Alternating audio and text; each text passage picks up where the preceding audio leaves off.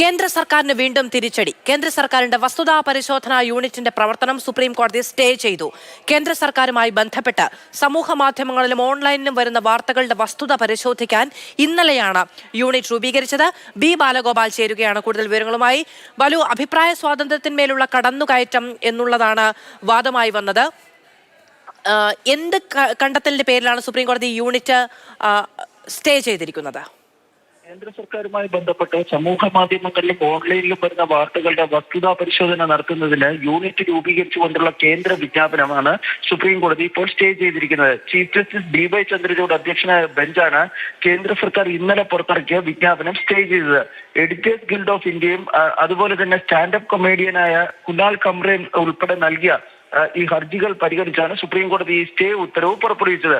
കേന്ദ്രത്തിനെതിരായ online വാർത്തകളുടെ വസ്തുതാ പരിശോധനയ്ക്ക് 2023 ഭേദഗതി ചെയ്ത IT ചട്ടങ്ങൾ പ്രകാരം അനുമതി നൽകുന്ന വ്യവസ്ഥയ്ക്കെതിരെയാണ് ഈ ഹർജികൾ. നേരത്തെ ഈ ഹർജികൾ ബോംബെ ഹൈക്കോടതിയുടെ നിലവിൽ ഈ ഹർജികൾ ബോംബെ ഹൈക്കോടതിയുടെ പരിഗണനയിലുണ്ട്. എന്നാൽ ഈ ഹർജികളിൽ ഇടക്കാല ഉത്തരവ് പുറപ്പെടുവിക്കാൻ ബോംബെ ഹൈക്കോടതി തയ്യാറായിരുന്നില്ല.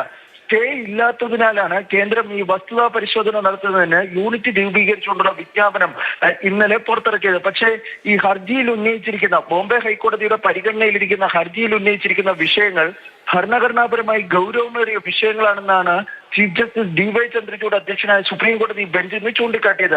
അഭിപ്രായ സ്വാതന്ത്ര്യവുമായി ബന്ധപ്പെട്ട വിഷയം കൂടിയാണിതെന്നും ബെഞ്ച് ചൂണ്ടിക്കാണിക്കുകയും ചെയ്തു.